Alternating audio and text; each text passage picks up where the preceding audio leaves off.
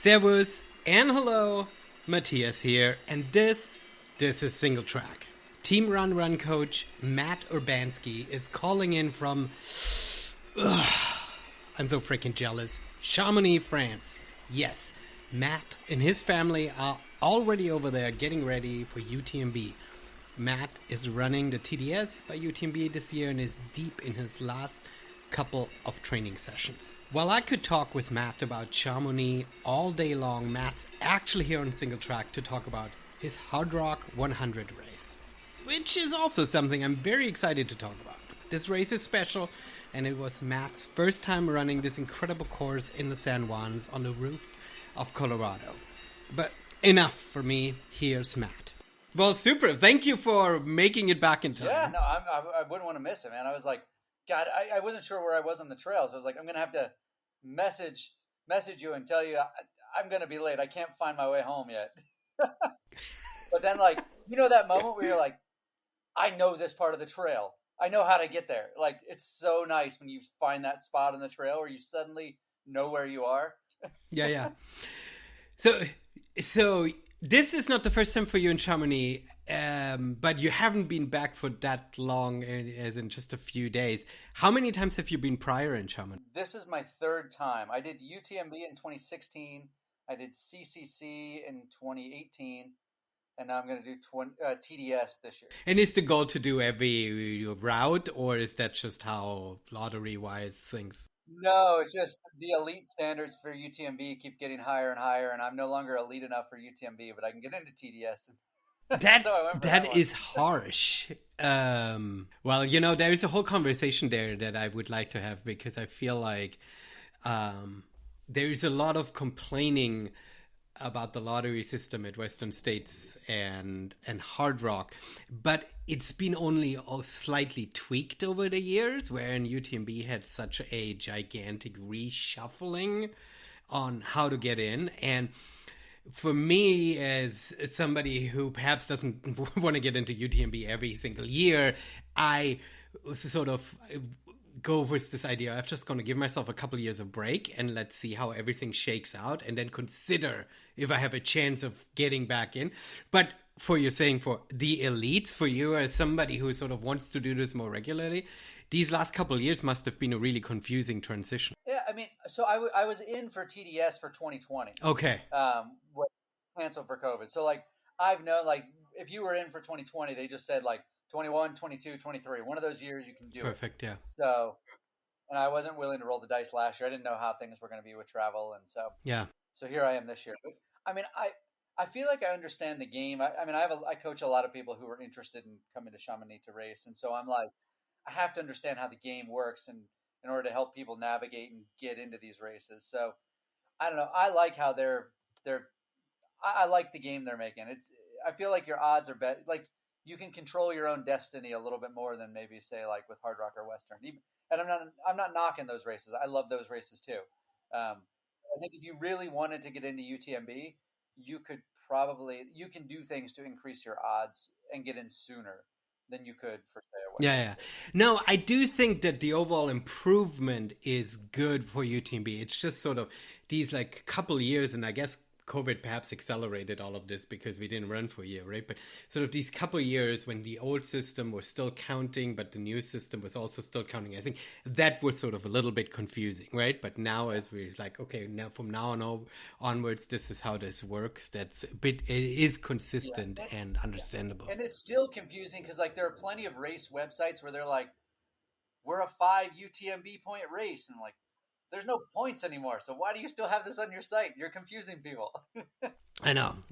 Well, anyways. No, it is true. And then I'm more for fun. But at the beginning of the year, I took over a little mountain race here out at Hoodsport, the Beast of Big Creek. And that one is 14 miles and 5,200 feet of vert, just up a mountain, down and down. It's a super cool little race just up to the summit of Mount Elno. But it is the right kind of makeup that for fun, I registered that race as a UTMB index race.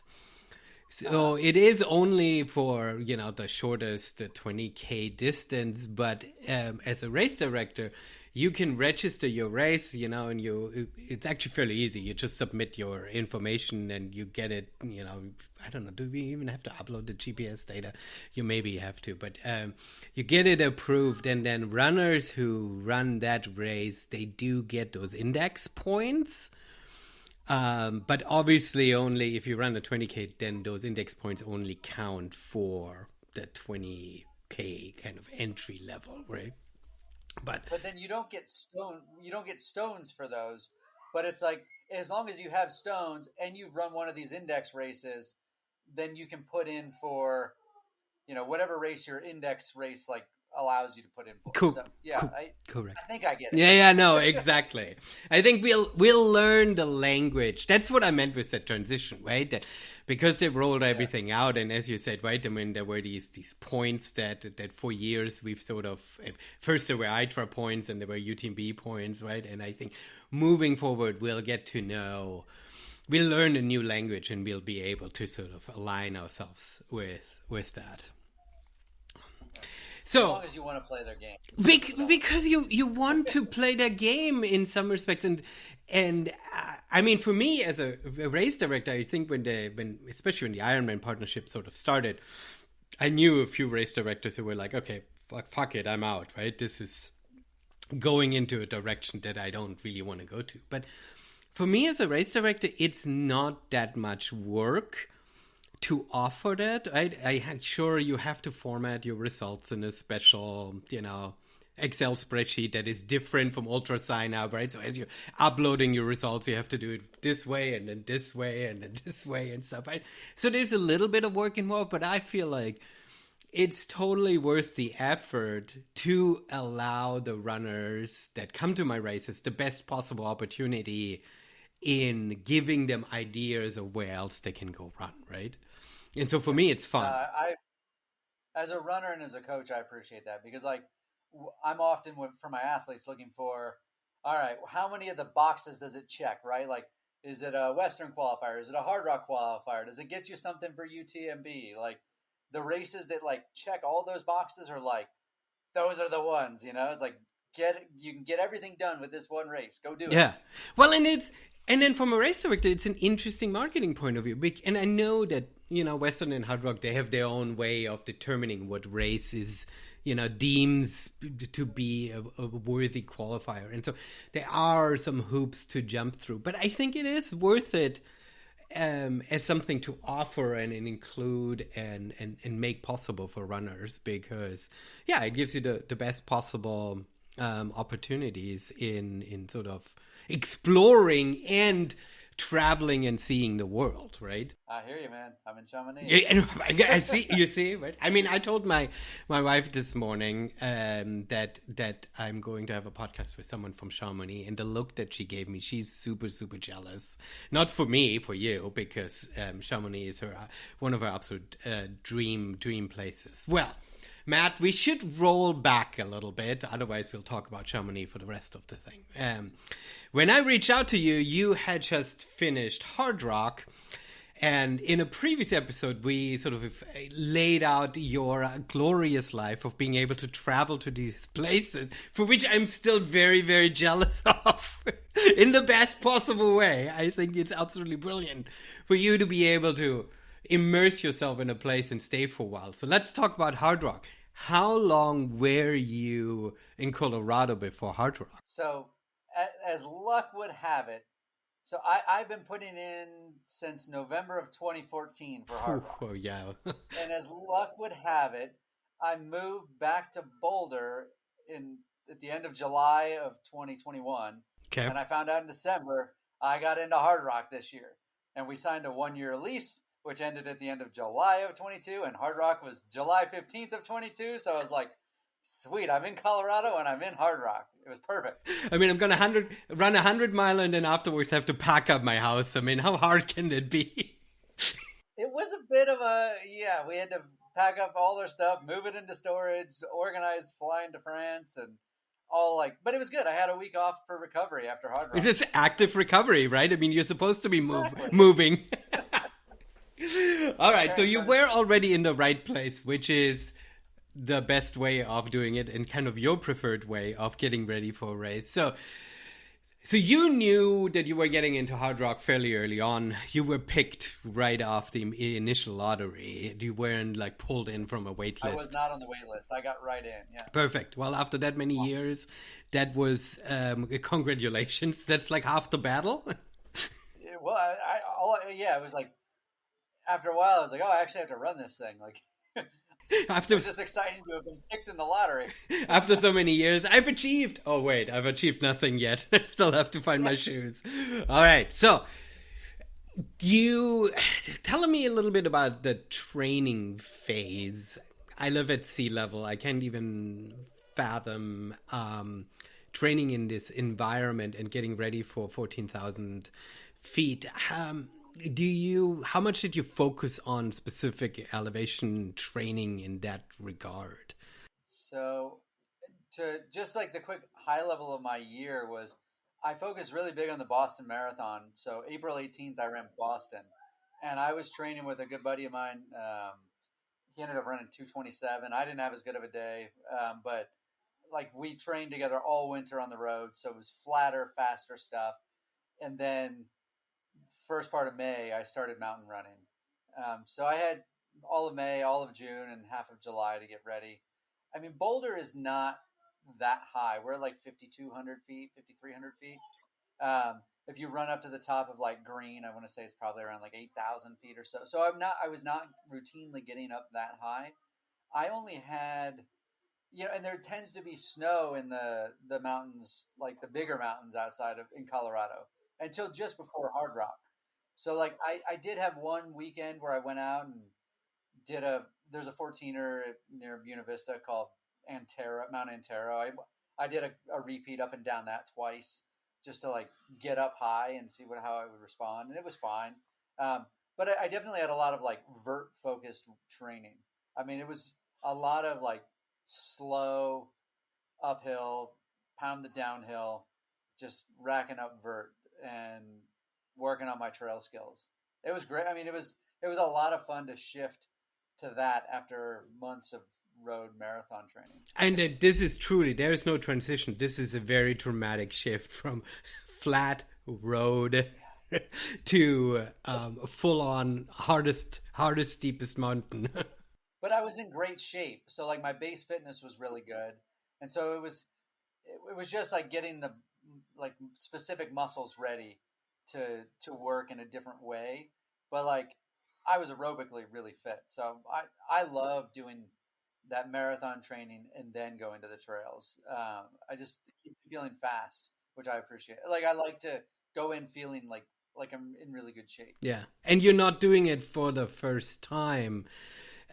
There's always such a funny, for people who first transition to the trails, there's this funny sort of frustration when they really discover how much slower they are on trails, right? When they've been for years. So sort of focus on a certain pace and identify it with sub 7, sub 8, or whatever they're identifying with, right? And then they would go to transition to trails and they're like, yeah, my watch is broken. There's something off. Yeah. For me, it's more like having to adjust expectations for family life.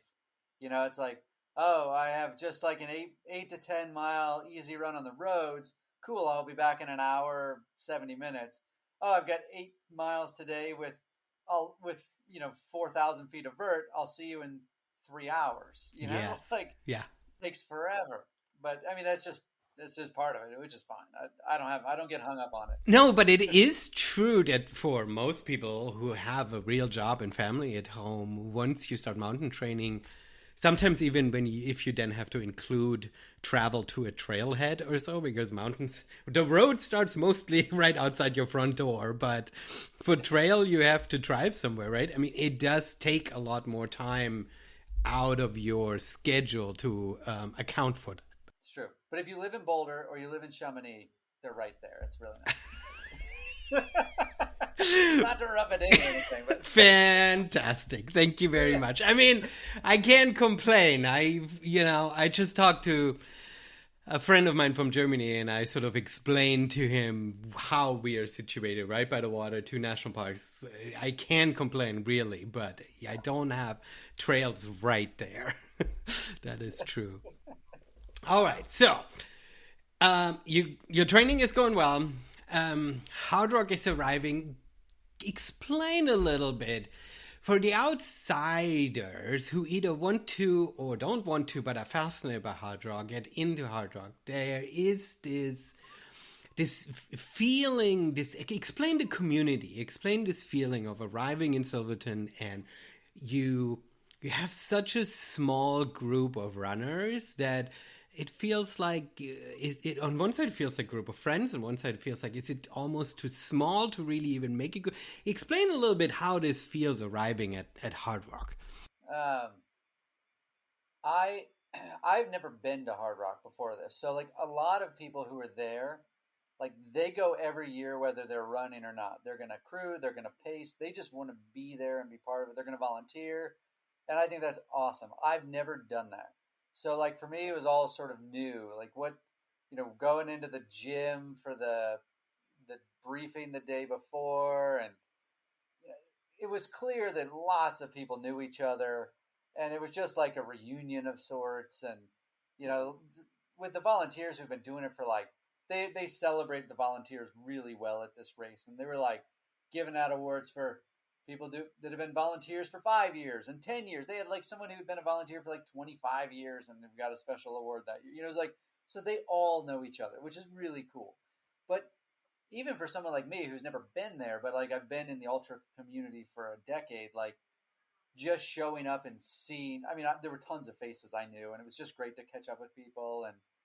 And even just I like to fanboy a little bit. Like I'm sitting at the briefing, and Daniel Jung, who finished fourth, he came and sat next to me. I didn't know who he was, but my buddy Kyle he was like, hey, that's the guy from Italy, he's really good. And then Francois sat down like 2 rows in front of me, and I didn't know what he looked like. My friend Kyle, who knows everybody, was like, that's Francois. It was like, it was pretty cool. Like it was just neat being at a place with so many like talented runners and seeing Courtney and Killian.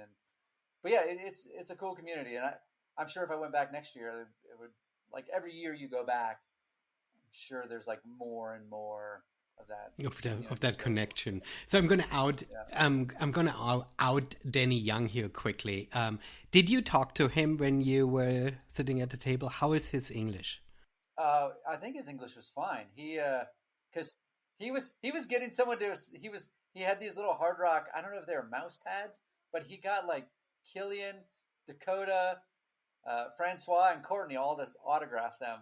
And he said something about how he was going to sell them for a bunch of money or something. It was really funny. He said it in English well enough that me and Kyle understood him. So that's all I talked with him, though. And he ran the whole race by himself. It was amazing. He literally was by himself for the whole race. Mm-hmm. I reached out to him just before Hardrock and asked him if he wants to come on the podcast. And he speaks German and Italian mostly, and so we talked in German, and he's like, I would love to be on the podcast, but my English isn't good enough. And I'm like, totally respect this and stuff. And of course I respect it. But I've sort of since seen him, and I was like, I don't think your English is that bad. You'd be fine coming on my podcast. Maybe give him a little nudge. I think he'd probably be fine. I know. I might have to edit this out. I don't want to make him feel bad, or other people feel bad about him. No, I barely talked to him at all, but yeah, I couldn't say one way or the other. I won't get him in trouble. No, if that is perfectly fine. Well, all right. So you're there at a pre-race briefing. You've done big, high-profile races. So for you, this is a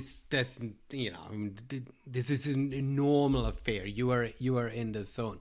So let's talk about the race. Let's talk about how this went down for you. I followed the tracker for a little bit, and there's always a really fascinating side of following the tracker when you have that online chatter around, when people talk and make their predictions. And, they have their favorites, and they feel like they know how things go down. And then things change really, and especially on 100 milers, I think between the people who are absolutely crushing it and coming in first and the people who coming in 30th, there is such a huge spread on 100 milers that when you as a outside person, I mean, you literally can go to sleep twice in between that time. Sometimes, yeah. Right? Yep. So there's a whole side of how the online channel went, but let's talk about you and your race. Yeah. I mean, I thought it was in shape to be well inside the top 10. I went out in the top 10. I was comfortable. I wasn't pushing. I don't think I overdid it. I remember like I was right behind Courtney midway through the first climb, and I was like, I belong here. Like I'm in the right spot right now. Just stay relaxed and do your thing and just keep eating. And I felt good most of the day. I don't want to, for me, like the race was epic. It was awesome, but I was disappointed in my own performance. Like I've had some breathing issues in the past, and not just at altitude, but sometimes just like night cold races. Like I get chest congestion. I can't take a deep breath. And I had been taking some medication, just like over the counter Mucinex to like keep it from becoming thick in my chest. And I was good through like 70 miles. Like I crushed Handy's, the 14er. I felt really, I came into the aid station at the one right after Handy's. It's Burroughs. I don't remember what mile it was, but John Kelly and John Fitzgerald were like, they were sitting with blankets in a chair, just looking dead in the water. And the guy that was checking me out, like doing the checking me in, checking me out of the aid station, he was like, you came in 11th, you're out in 9th. And I was like, perfect. I feel good. Let's keep going. And somewhere around 75, like we climbed, it was like the 7th of the 9 big climbs. That's how I kept track in my head.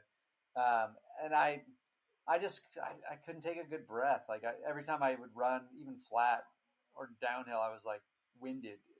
It was weird. And it got to a point where it was just like, I knew my racing was over at that point. There was nothing I could do. And I couldn't see my crew until 91. And we had big climbs before then. And we were mainly up high from like 75 to 91. We were up like, I don't know, above 11,000 feet. And we didn't come down much. And so there was just like, I felt kind of helpless, and there wasn't anything I could do to like fix it.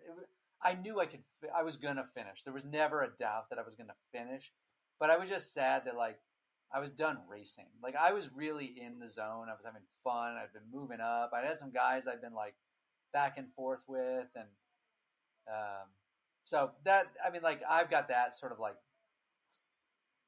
sad disappointment memory of the race, because it was just like, it just didn't go the way I wanted. Yeah. The way I thought it could have. Yeah. But it was great. Like it's nothing about the race, right? The race was amazing. And I could talk about that side of it. But like for me, in my own experience, the racing just like, it was over at 75. And it wasn't because I went out too hard. I felt like I managed it well. Like I had my legs, like I could have kept powering up the hills, but I couldn't breathe. So I don't know. That's my story. It was kind of a bummer. Yeah, no, that is a bummer. What is interesting is that, and that's why I brought up the trackers before, and because the trackers are able to sort of tell that story a little bit. Like you can see who moves really well early on, and you can see the placement, and sure, the top runners, they move really well at a faster pace and start to pull away a little bit. But you can see sort of everybody moving really well. And then, at like, not even mile 50, it is usually towards the last quarter of the race when you realize some trackers don't move a lot, right? Some trackers, and because there's not a lot of runners, you don't necessarily immediately lose placement, right? So it's like, well, that person is still in the top 10, but now like all of a sudden 3 hours behind that person, right? I mean, you can sort of like extrapolate out how a race is going without actually knowing any of the details, just by sort of looking at the trackers. And so I could tell that something fell off the rails for you towards the last part of the race, because early on you looked so smooth and moving with all of the other little dots on the map, right? Yeah, yeah. Well, and I was like, you're right. Like I was still in the top 10, even around mile 80. Um, but like things had already fallen off by then. I was like, it was just a matter of time at that point. My relative pace was slowing versus everyone around me, except for I'm sure there were some other people that were having their problems too. But yeah, No, it is really interesting, and well, so now I mean, for you, you had a very specific thing that you're sort of like dealing with, and you identified that. But if you put your coaching hat on, how normal I mean, especially on 100 milers, right? I mean, it is more normal that the wheels fall off than that the wheels stay on, right? I mean, for most runners, it's more of a how do I deal with the inevitability of the wheels falling off, right? yes and no. I mean, I think like for me, like I don't feel like the wheels fell off. I had the wheels. Like Okay. I was good. Like I fueled well. Like for me, it felt like a specific health issue that like I couldn't figure out how to like solve. Okay. Yeah. It was still an ultra issue. That, like those kind of things happen, right? Like you can be like, man, I had legs, but the blisters on the bottom of my feet were so bad, I couldn't run normally the last 30 miles, and I had slowed down. You know, like I don't know if I would call that the wheels falling off, right? Like Okay. like there's a difference between like not being in shape for it or not like racing it well, and then like having some sort of like problem that you're not able to solve, that slows you down. I do feel like they're different. Okay. Good. Um, Yeah. so like if you're well prepped for the race, like you could still screw it up by going out too hard, and then the wheels could fall off, and it sucks when that happens. Um, but yeah, if you're in good shape and you run a good strategy, like everyone slows down, but you slow down less if you're well prepared. Right. Right. No. Exactly. Well, let's talk about how amazing the course is then a little bit. You've been saying how you want to sing praises of the beauty of the race. Yeah, talk a little bit about it. I've never been to that part of Colorado. Um, yeah, paint the picture. I mean, it's just so big. Everything is so big. Like, you know, almost the whole race. I'm trying to think of how to describe it. Like, there are some races where you're like, you get to some spots, and you're like, wow, this is really beautiful. And then you go back down into the woods, and, that's got its own beauty too, or whatever. But Hardrock, like, you're up above tree line with epic views, almost like it feels like at least 85% of the race. You're just like, it's all, and everything's so big, and I don't know, it's just the views are always there, and it's just a really impressive course. And I like how it's one big loop. I had an old RD friend he used to complain to me about courses that felt contrived, where it was like you just like add on little out and backs and loops just to get more vert or to get to a certain distance. He's like, I don't like that. And I think his view has sort of grown on me, and it's like Hardrock is this one massive loop that covers 100 miles and 30,000 feet of vert, 33,000. It's just the whole thing is epic. You got the community, you've got some great racers. The mountains are amazing. My feet were wet for almost all 35 hours of my race because you go through so much water. I got hailed on, lightning storms, but thankfully the lightning always went away before I got above tree line. And yeah, just the whole, I don't know, like in comparing it, UTMB has really epic views, but outside of that, I can't think of any other big ones I've done that have anywhere near the views, like just the scenery that Hardrock has. Even hearing Killian talk about it so Killian won, and he and Courtney got the microphone for a little bit during the awards, and he talked about like how special these mountains are, and like he doesn't come back and do too many races over and over again, and like he's come back to this one a lot because I mean these like they're special mountains and a special community, and I totally agreed with him.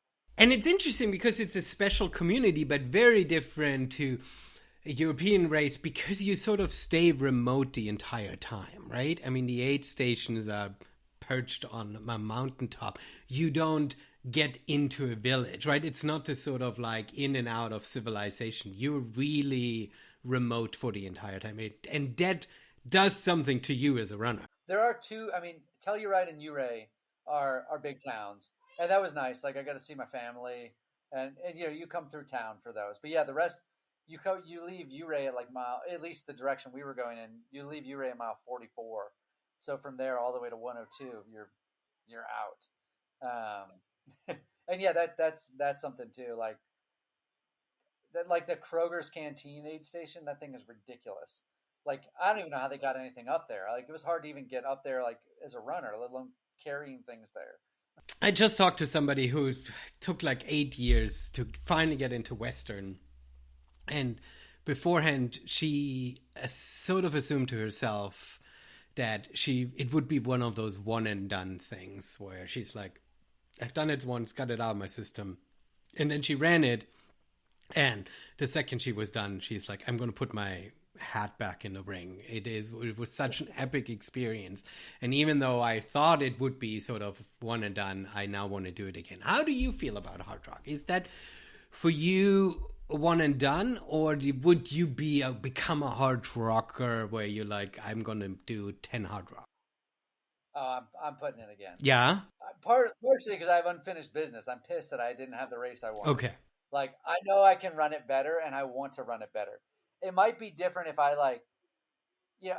I ran Rocky Raccoon 5 times, and Rocky Raccoon is not like an epic race, but it was like my litmus test, and I hadn't figured it out. It took me 5 times to figure it out. I nailed it on the 5th time. Never going back. I don't think there's any reason I'll ever go run that one again. So maybe if I nail it Hardrock, I run the race, I'm like, I did that as well as I could, then maybe I wouldn't put in anymore. But I feel like every year I'm still putting in for Western, Hardrock, and probably UTMB. Because you got to keep putting in to play the game. After I did Western in 2015, I was like, that was good. I don't need to do it anymore. And so I did not put in 2016. I'm still kicking myself because I was like, that's another doubling of tickets I missed out on. I'm still trying to get in again. Yeah, I guess it's a good point. I learned my lesson. Like, just keep putting in because you might want to do it 5 years from now, and you should be building up your tickets. You should be building up your tickets. Well, and then also keeps you very motivated throughout the year, right? Because you need these qualifying races then every year to sort of stay in tune. At least Hardrock you only need every other year, which is good. It's good. So, yeah, you don't need the big one every year. And Hardrock will be then interesting because next time you might get in, you might run it the opposite direction, right? So you've got sort of 2 puzzles to solve at Hardrock. Well, all right. So that was Hardrock. I think. I mean, I'm a Euro fan. We got to talk a little bit about Chamonix. The second you told me you were moving out, I'm like, I don't want to talk about Hardrock. I just want to talk about Chamonix and TDS. But I did my duty to my listeners to tell the Hardrock story. Everyone, Hardrock is great. You should check it out. If you can get in, go do it. It's awesome. Even if it's not your best day, you're going to love it. There you have it. Hardrock's great. Let's talk about Chamonix.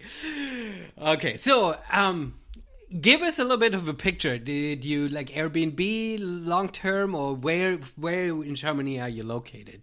Yep. So our travel itinerary, we moved out of our place in Boulder at the end of July and flew. Thankfully, I've got a 6-year-old and a 3-year-old, and so we always travel as a unit. Tried and travel light. We flew direct Denver to Paris. We just spent 4 days in Paris, just kind of like hanging out and checking things out and eating good food, and then took the train from Paris to Chamonix just a couple days ago. We have a month in an Airbnb in Chamonix, and this time we're actually in Chamonix. We've stayed in like Les Houches, which is like 5 or 6 kilometers away. We've done that in the past, but my brother is running UTMB this year also, and so we got a place big enough that like he can come stay with us when he gets here before the race, and he wanted to be in Chamonix, and there's just not that much available here either. So we paid up and have a nice Airbnb right in town, which is fantastic. That is amazing. So your kids are still fairly young. When they come back to Chamonix, do they remember it, or is it a blur for them? So we came when my oldest was 8 months old, and when he was 2.5, and so, and then my youngest one, Brecken, has never been here. So I guess we were pregnant with him the last time, but I don't think Pavo, my oldest, I don't think he really remembers much. We went to a park today in Les Houches that we used to go to a lot, and I think he maybe vaguely remembered it. I don't know. When we say we're going to France, he's like, "Oh, croissants." Yeah, But yeah, yeah. Yeah, he's still a little bit young, and then you had the whole like COVID delay too, right? Because yeah, it is cool to travel with kids to places, and because you're sort of transient and not really have this great home base, you can develop these like special moments of like this is our grocery store, and yeah. you know here are those special chocolate bars. Remember these? So right. I mean, Oh there's yeah, sort no, of that's these exactly these right. pieces you Yeah. pulling out, right? No, that's so true. I mean, like if we go back to Melbourne, Australia, like there's a specific ice cream shop we'll go to, and that they will remember that. And in New Zealand, they're actually almost everything we go to are ice cream shops. They'll remember the ice cream shops around the world. I, I mean, this would make for a cool Instagram account, right? Yeah. The faces of my kids with ice cream all over it. Yeah, all around Yes, the world. yes. Yeah. I like it. I But like yeah, it. it's really Um, good. I mean, like you, it's funny. I don't know if it's changed over the years because the UTMB has gotten and Chamonix have gotten more popular. I don't think so. I think like it feels really busy here already. Like there's tons going on, but we used to stay in Les Houches and it's quieter there. So we're like, wow, like has this place been found, or did we just not like we didn't pay attention because we were in like little kid life blur. Um, but I mean, there's just so much energy here, so much going on. Like there are trail runners all over. Like if I meet, it was great. I on the run I did today, I met a group of Spaniards, and I speak moderately decent Spanish, and so we started chatting on the descent, and come to find out, the two guys I was running with were both doing TDS, which is what I'm doing, and the woman was running CCC, and they just finished 7 days of running around, all doing the Tour Mont Blanc around the mountain. And so it was just like it was super fun just chatting with them about racing and where they've been, and like everywhere there are trail runners. It's a really cool spot, and you can feel the energy. I think. that is, I mean, in twofold. I think on one side, that's what makes these European mountain towns where you have this concentrated infrastructure, where things are not so far spread out, where everybody sort of is in their chalet far out, right? I mean, I ran Broken Arrow a few years ago, and I love what they're trying to do with Broken Arrow, but Broken Arrow is like in this little ski resort, sort of remote from the main community, and everybody stays far away. Right? It's hard to actually bring people together outside of the race and the expo and the speaker talks, right? Where in these European towns, because things are more concentrated and people live closer together, you can run into people on the trail, you can run into people in the grocery store, right? Oh yeah, I was just at the coffee shop. I've heard two people. I heard this woman talking about doing the Pikes Peak ascent, and I was like, "Oh, you're from Colorado?" And she's like, "Yeah, I'm from Breckenridge." I was like, "Oh, I'm from Boulder," and like, but she was here training for trail running. We were just at the coffee shop, which is we have a great coffee shop right below our place here. It's great, a coffee shop and I don't know how you say it in French, boulangerie. The bread places are great. Ugh. Now you're just rubbing it in. Yeah, Now you're just torturing me. Fantastic. The place below us is a bread place and a coffee shop. Great. So, if you over there, you're obviously training for your race and you're continuing your coaching business. Are you in any way involved in any other professional capacity, like with sponsors, or are you meeting up with other companies? Is that somewhat on your radar? Do you do any of that stuff? no, I'm not big enough. We're not big enough for it yet. I mean, like, no, I'm literally just here doing my normal training. My wife is training. My wife Julie is running one of the new UTMB races in Nice next month. at the end of September. So like we're both training, doing stuff with our kids, and doing our online work, and just living life here. And I mean, there's always like networking going on in a sense, like, but no formal, like nothing Yeah, formal. yeah. No, that's just some. Listening wants to, like, I'm up Yeah, for yeah, it, but yeah. like, Exactly. first You of know where all, you can find me. yeah, No, no, makes sense. I was just curious, right? Because as you're saying, you feel like Chamonix is growing and buzzing more, and of course, brands are also sort of recognizing and jumping more and more into sort of taking our sport serious. And there is inevitable as runners converge and brands. I mean, we're still a few weeks out for UTMB, right? But there is sort of the opportunity to more officially network, if you will, right? And bring people together and stuff. So I was just curious if that's on your radar. yeah. No, it's more like, it's more just like I have lots of friends coming to town. Like, I mean, I've got, a buddy from New Zealand who's coming out. A guy I coach in Australia is going to be here. Like coaches that live in Bend and in Boulder doing UTMB. Like they're all coming. And like so we'll be hanging out and doing stuff, but it's not like hosting an Yeah, after yeah, party or something. yeah. Also, like a team run after party, that wouldn't be necessarily a bad idea, right? No, it's not a bad idea. I gotta have someone else do it because I put my kids to bed usually around this time. But I guess you I can you can outsource. outsource that. Oh, that's fantastic. Well, cool. So let's talk about your training for TDS. Give me, I should have done the research. What's the TDS? What's the distance for and the route? TDS is 145K and 9,000 meters of vert, so 30,000 feet. So that's Vert. the second largest. And it's a really technical race. Well, PTL is the largest, I think. That's the That's one like you do with a 200 team, right? with a partner. Yeah, that's I don't know that one well, but yeah, UTMB is like 106 miles. TDS is 90, and Okay, okay, CCC cool. is 100K. And I think TDS is like a more technical race. Um, so I gotta be ready for that. But yeah, it's a big one with Yeah, yeah, yeah. 30,000 feet of climbing. So I'm not that different than Hardrock, actually. So let's speak about the technical aspect of it, because technical in the Alps usually often means like almost via Ferrata style. I mean, that often means some exposed sections, some steel ropes and stuff like that. Is that on Yep. the course? Are you ready for this? How do you feel about that? I know my racing style. Like I'm comfortable doing that stuff. I just have to be kind of patient. Like I watch some people that are, to me, like if I ran as fast as they did on some of the technical descents, I would feel reckless and out of control, and I don't like that.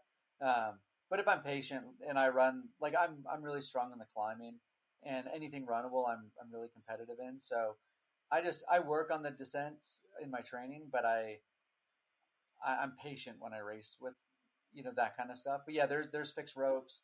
I think there's some, like, I don't know if there are ladders in this one. There's a lot of that kind of stuff in this race. So I just have to be, I guess. I mean, I'm ready for it. Bring it. Yeah, It'll be fun. I know.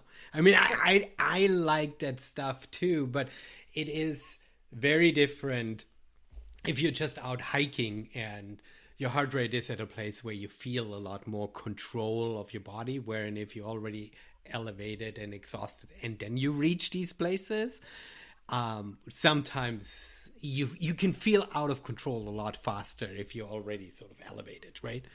I feel like, so at least in the descending stuff, there, like my heart rate doesn't get very high. Most people's does, it doesn't get super high. And I feel like most people, as long as they're reasonably well trained and they're eating, like their brain will stay focused and can go through those sections well. I think most people like have that like out of sorts fogginess because they haven't eaten enough. So like in my coaching, I'm always, you can ask anyone I coach ultras, and I'm like pushing calories all the time, like train your gut. And so yeah, I mean, like as long as I'm eating, like I'm, I think it's fine. Like I'm not too worried about it. I mean, and there are so many, like, we don't have pacers. They don't have pacers in the races out here, but there's 1,600 people, I think, in my race. So there will be people around the whole time. And the race is weird. It starts at midnight, which will be really interesting too. That's a new element, which I have not done before. Yeah, I was just talking to Lauren Head, who ran Lavaredo, and I asked her about, because Lavaredo has an 11 o'clock start, I think, 11 o'clock at night. And she was saying that she really liked it because she sort of got the night portion out of the way while she was still around a lot of people. And I thought that was a really interesting perspective, right? Especially if you're potentially worried about getting into the night and then being alone for long stretches, remote stretches. If you are running right out of the gate, then everything is a little bit more congested, and having sort of that night section be out of the way then is kind of an interesting way of approaching a race. Yeah, I'm excited about it for the sense that, like, I don't think I'll get as much of the sleepy tiredness that I get sometimes when I have to run through the night. Like, I did the Desert Solstice 24 hours, and I laid down because I was sleepy. I couldn't believe I did that. Whereas, like, I did well with it at Hardrock. I timed my caffeine really well, and it helped. But this one, like, I'll probably take a nap during the day, and then, like, it'll be exciting from probably at least 12 until 2. Then I'll start drinking some coffee, probably have some cold brew in my flask, and it'll start getting light a few hours later, and then it's daytime, and it's like, it's on. And as long as I don't take too long, I won't have to, hopefully I don't hit the 2 o'clock lulls again the next morning. I know, that's the tricky part. What's your target finish? Will you probably will see another nighttime, right? Yeah, I mean, I think, like, when I look at some of the times that people they've only done this distance for TDS in 2019 and 2021. It was shorter before that, but, like, people that I know have run it in, like, that I think it could be around like 22 to 24 hours. So, like, it'll be dark when I finish if I have a normal day, but it's not like 4 a.m. when you feel like shit, like. That's for the average folks. Like, yeah. Dude, I mean, it's hard either way, but having to go through like 2 nights, that's. I know. A friend of mine ran UTMB last year, and we texted. He was texting me from the course, and he was like, I need to take a nap, and he took a nap, and I think he was sort of playing with the idea that he wouldn't have to go too much into full-on second night, and he was just so beat up, and he was like, okay, I'm just getting ready to have to completely run 2 nights. He got it done, but it was a lot more grinding than he had wished for. Oh man, it's a tough race. Like, it's an awesome race, but yeah, it's a challenge. I mean, I love it. I want to do that one again too. There aren't that many races I want to do again, but Hardrock, Western, UTMB, I would love to keep coming back and doing that. It is interesting that you, as somebody who's run it, has the sentiment, because that means then sort of the reputation for these races hold true. Because, if you look at the calendar, there are hundreds of races all over the world, and sometimes it feels like it's just the wrong kind of marketing, that other races would be able to achieve the same kind of desirability. But for people who run it, they hardly ever, I mean, I don't know anybody who says, I mean, there are some Americans who like more the wild remoteness, and they do UTMB, and they say one and done, right? It was too much of a circus. I enjoyed it, but it's not something that I would want to come back to, right? But in general, these races do hold up for their reputation. Yeah, I think there's something there with all 3 of those races. It's not just hype with, they're not. That's not like hollow hype. There's something real there. Which is fascinating, because our world is big, and I mean, it's a little bit like saying, I believe there are no people in other galaxies, right? I mean, you know that there are courses out there that in this world. I'm a racer. I'm looking for courses, right? For running routes, right? You know that there are other places that have potential to be that. But it's like it's not just the course too. Like there's like a story. There's some sort of history. There's competition. Um, there's something to like lining up in the line with Killian and Courtney and Francois. Like when you go to the race with those kind of people, like there's something there, and like all the hype they make at Western, and how many volunteers and how many people are just like following the race, and to be part of that just feels there's like something that feels really good about it. I mean, in the marathoning world, it's similar. Like some people will be like, "Oh, Boston, it's just no, man." When you go run Boston, you just feel like it's special. You're like, I'm in a special race. Or like I raced Berlin when Kipchoge set the world record. I was like, I want to tell people I ran the race. I was 40 minutes behind him, but I was there. I was in the same race. Like there's something to it. So I don't know. I was talking to an RD from Australia a few weeks ago, and he's like going around looking at all these different races. Like he got this cool grant where he's like checking out different races around the world and trying to bring some of that back to Australia. And it's kind of like how do you need a good course? Like how do you make a race that becomes epic, that becomes a race that people want to go to? Yeah. That's the magic question. You've got to have an epic course. Yeah, but then you've got to have like some sort of story with it or something that's unique about it. Or, like Tarawera, for example, in New Zealand, like they do this cool Maori cultural like haka dance at the beginning. And then like when I came in at the finish, they did it for me at the finish. I was like, wow, this is amazing. You get this like special like jade punamu. Like I don't keep buckles or medals. Like I just don't keep them. But like I kept that thing, like I've never gotten one of those any other place. So like they found something that was like special, in a sense that like I haven't gotten from any other race. So I gotta circle back. You don't keep your buckles? No. Do you throw them on eBay? No, actually, usually my crew, like if I give all my stuff to my crew, so like yeah, like my Western, Leadville, all those buckles, like I give them to my crew people if they want them, and all the shirts, all the swag. They give me, Yeah. I mean, the swag for sure. I travel with 5 shirts, and so it's got to be a really good one for me to keep it. Yeah, I know. I hear you. Have you run any other races in Europe other than the UTMB circuit? No, I haven't. Because the reason why I'm asking is because last year I ran DNF, the Monte Rosa 100K, and I think there's this perception. We're talking about what makes a race and what makes it iconic. And there's sort of this perception that every race in Europe has this group, fans lining up along the trails all night long, all day long, and I was surprised how Monte Rosa, which essentially is only like a couple valleys over from Chamonix, had a completely different atmosphere. Sure, you started in town, right, and you ran on similarly beautiful Matterhorn in the distance trails, but the atmosphere was so subdued. It almost felt like a race here in America where people don't really show up for it because they're not really aware of what's going on, right? And that speaks to your point that you don't just need iconic locations.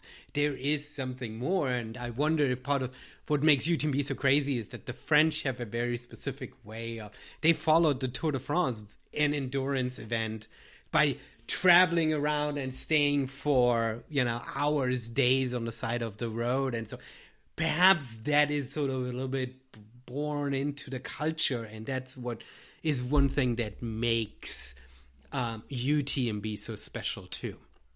Yeah, I don't know. You'd have to kind of see like, are all the races I can't imagine all the races in France are this way. And I mean, I've been to Monte Rosa as well for the race, and yeah, it's a totally different vibe, and it's not far away. And so I don't know. I mean, they bring like Chamonix. Have you been? I've been, before? But years ago. I mean, it's like it's not a big place, and it's so everything's kind of condensed. You've got all these people together. The race kind of goes right through town. It goes through all these other little towns along the way. I I feel like it's like set up for people to like cheer, like to be part of the experience, and then they've got all these other races. Like my race starts on Tuesday night at midnight, and CCC starts on Friday morning, and UTMB starts Friday night. Like there's stuff going on all week, and so like I don't know, you just get thousands of people in town, and I think they're doing the race starts so insanely smart because they are doing the starts based on when they want people to finish, right? Exactly. Which I think is, I love how they which is opposite of the way we do races over here, where it's more like, okay, if you have 3 distances on one day, you start them like half an hour apart from each other, and then they finish when they finish. But over in Europe, you say, okay, how can you give the spectators the best finish line experience by having people from various races come in staggered as they are? It's so cool. So in 2018, when I raced CCC, that was a Friday morning start. So it was done Friday night. And then like, I remember hanging out near the finish line for the finish of UTMB on Saturday night. Like Xavier Thurneau finished like prime time. And like they have these massive screens up. They're filming him like the last 20K. People are like running along with him with cameras, and like they've got this like epic music playing throughout the town center, and like everyone is just standing there watching the screen, waiting for him to come in. Like there's nothing like it in trail running. They have nailed like making it spectator friendly, and like you just feel like it's an epic thing to be part of. I mean, even the start of UTMB is like, it's like gladiator music playing, and people are hanging out of balconies yelling, and it's cool, man. Like it's just, you can tell I love doing it. No, it's infectious. It very much is, right? I think there is something so fascinating and beautiful about our sport. I am, as soon as we are done recording this, I'm gonna pack up my course flagging material and flag a course of a little trail race in the city park here in Olympia. And so there is our sport is little trail races, little community events, right? I've got 40 people sign up running a 6-hour race in a little 4-mile loop in a city park, right? And you go from there, and then you go all the way to UTMB, and we still can talk to each other and have the ability. It's not like you're telling me something where I'm like, oh, that's nice, but I will never be able to run this, right? This is not something where you're telling me from the Super Bowl, and then I'm going to go onto the grass field behind my house and toss the ball, right? I actually have the ability, by running this race tomorrow, I can take the first step to experience the same thing that you're experiencing in 4 weeks in Chamonix, right? This connection is magical. It's very cool. And like, as much as I love Chamonix and all these big races, like I love the smaller races too. Like I feel like I dislike when people want to like build a wall and be like, no, I don't like UTMB Ironman, and I only like American small race. There's value and beauty in both of them. Like I would love to come do your 40-person race and run 4 mile. Like that stuff's really fun, and you get to know people, and it's a really cool community. And there's value in both, and you got to start somewhere, and someone does your race, and then eventually they can go do UTMB too if that's what they want to do, which is cool. Well, and that's exactly the beauty, that the value in both lies in the fact that the runners, that there's no competition, and there is, as you say, there is no wall, right? I mean, the person that's running UTMB and training and signing up for UTMB, they're not going to like put money to UTMB and therefore stealing it for my race entry, right? I mean, my little races are building blocks and get new people into the sport. And so I feel connected to these big events, and I don't feel like that we compete in any level, and we still have the ability to climb that ladder, if you will, athletically, right? I mean, it's not locked up that from now on UTMB only allows elite people in, or allows runners in that have at least an index of 900, right? And you're like, I'll never get up there, or whatever it is, right? I mean, you can still run the lottery, play the lottery game, and run Western States. And you see when people come in golden hour, I mean, they look a lot more like me than if Courtney comes in and has a smile on her face as if she just went on a 3-mile coffee run. And I'm like, what the hell? You just ran 100 miles. That's not fair.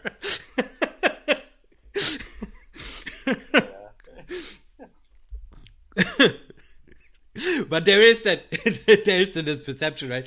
When you only follow the top runners, you sometimes think that's like, 14 hours, I can run 14 hours. The problem is 14 hours doesn't get me to 100 miles.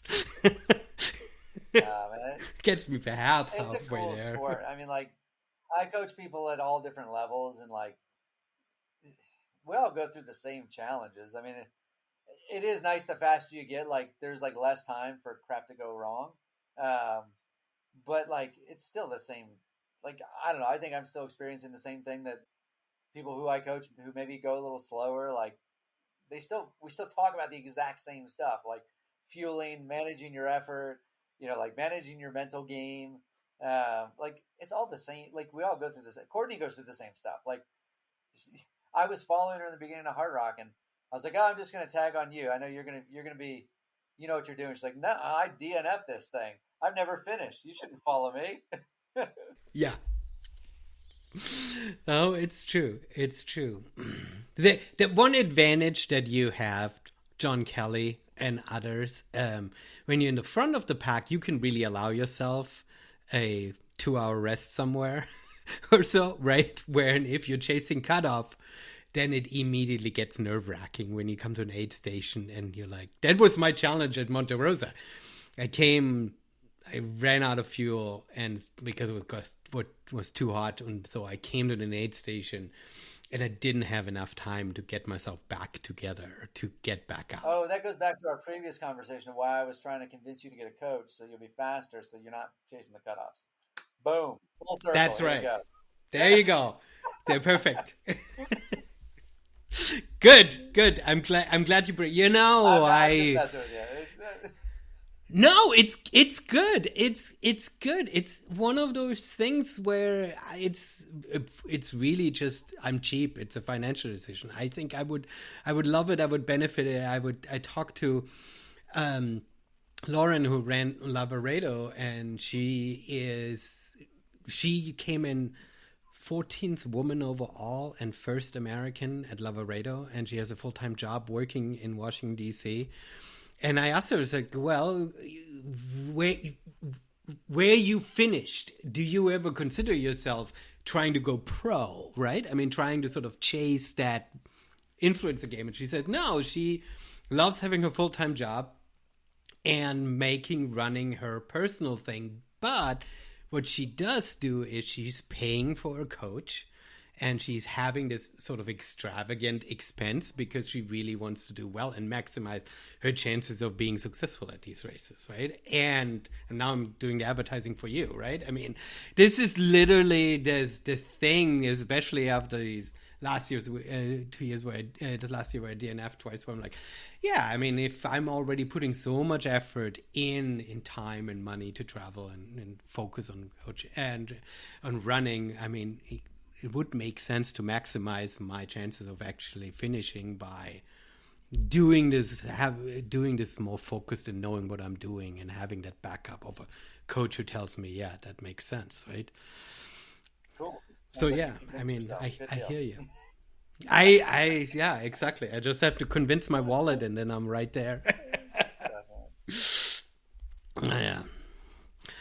Well, cool. Well, I'm flirting with signing up for Orcas. I just have to get to this race weekend, which, that's my excuse, that my race director hat interrupts any consistent training and stuff, because I'm so focused on making sure that other runners have a great experience. Thank you. Good. I'm glad you do that. Put myself on a backseat, and it's incredibly rewarding. I'm not saying this in a way, oh, I wish I could run my own miles. No, having other people experience trails, and sometimes trails for the first time, and sort of, I mean, I 2 weeks ago at Beast. It was the first year the race director retired, and I took over this race, and it's the first sort of mountain race that I'm directing, and seeing these runners come in, right? So as a race director, you're sort of nervous, you hope that signage was good and they had a good time and stuff, right? And their faces, completely destroyed faces, and I'm like, oh my gosh. And they were like, this was the best day of my life. And I'm like, whew, good. That's what I want to see. I want to destroy you and give you the best day of your life. Yeah. And you had told me Orcas, are they doing it in October and in February? Because I had someone else tell me that they want to do it in February, but then you mentioned October. Yeah, so basically this February, it got canceled and then pushed into October. Okay. So this year, this is the 22 running of Orcas, which got pushed from this year's February to this year's October. Okay. And then there's the regular Orcas, which is happening in February. Okay. All right, well, good. You'll have 2 months. You'll be able to get ready. That'll be good. Go hit the vert, man. I think so. I think I can get ready. I hope I can get ready. October, running Orcas in October is probably my best. It will be the best possible chance from a weather point of view, right? Awesome. It will be so much nicer than trying to run it in February, right? And so I think it will be easier. Yeah. It might be more like enjoyable in the sense that you're not having to put on rain gear and then gloves and hyperthermia, right? I think just from a temperature wise, right? It will be easier to manage your own body. So I think that's the plan. Cool, we'll man. See. That sounds awesome. Yeah, I guess I just said that now loud on the podcast. I didn't really have this already publicized, so I guess you heard it here first. Ouch! now people are gonna hold me accountable. Perfect. To it. That's the way you do it. That's how you get stuff done. That's how you get stuff done. I like it. Well, Matt, I very much appreciate you taking time away from croissants. Oh, now it's evening. Croissants, they're stale already in the evenings. What is it now? Cheese and wine? What are we doing in the evenings? The kids are in bed, or are you in a training block and you only eat? No, I am vegan, so it's a little difficult here. But I'll go get some good food, some dark chocolate, and actually then I'm going to go work and look at training plans. So. You still got the night of working ahead of you. Still gotta do the work, but I got a good job. I like seeing what everyone. I gotta go check in and see what all my athletes have done today, and give them a pat on the back or maybe a little push. Nice. I like it. And then tomorrow, vert again for you. Another big day tomorrow. Yep, just racking it up right now. Perfect. And you're tech. Nice. I had a short break after Hardrock. I hit it hard for 2 weeks here in Chamonix, and then I'll taper, and then I'll race again. And then I'm switching this fall. In December, I'm going to do the Desert Solstice 24-hour track race again. So I got to go flat again after this. Oh yeah. Okay. So you still got an open, and in German we would say you got an open invoice. You still have